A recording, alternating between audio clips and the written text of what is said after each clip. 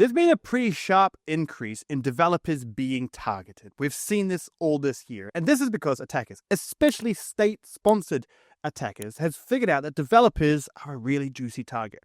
They have privileged access. If you can compromise their machines, you can obviously try and get to things like secrets, credentials, access into cloud infrastructure. You can try and poison packages and conduct supply chain attacks. Developers are really the key to what could be the worst-case scenario type of attack. We've seen this a lot in phishing campaigns, targeting developers with poison packages, and now we're seeing it with malvertising.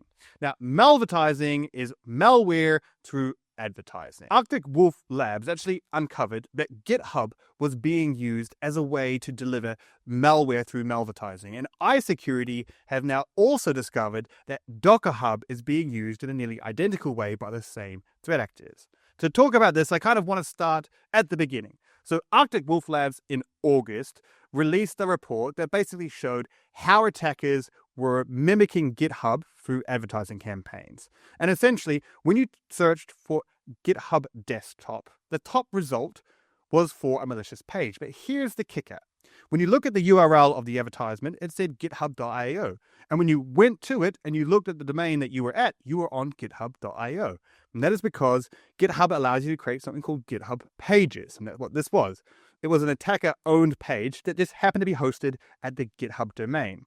But this makes it increasingly difficult to spot malvertising campaigns because when you're looking at it and you're looking at the URL, when you advertise it, Google, Bing, DuckDuckGo all allow you to put in a custom domain if you want.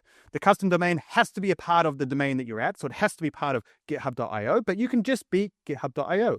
So it looks much more legitimate. Once you landed on this page, it looks exactly like what you would expect a GitHub page to look like, a fancy-ass download button that's going to compromise your machine. Well, EyeSecurity actually discovered this because one of their customers accidentally downloaded this malware, but they didn't do it through the GitHub campaign, which has been going on since August. They did it through the Docker Hub campaign.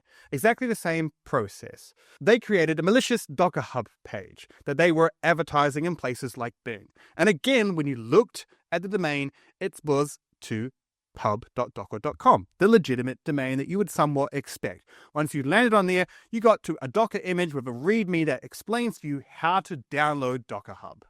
The problem was that you weren't downloading Docker Hub, you were downloading malware from this.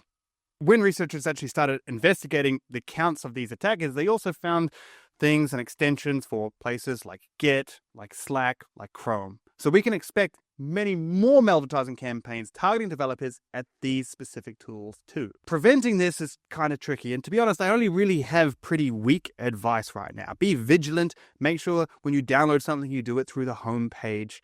Don't trust anything, really, I guess.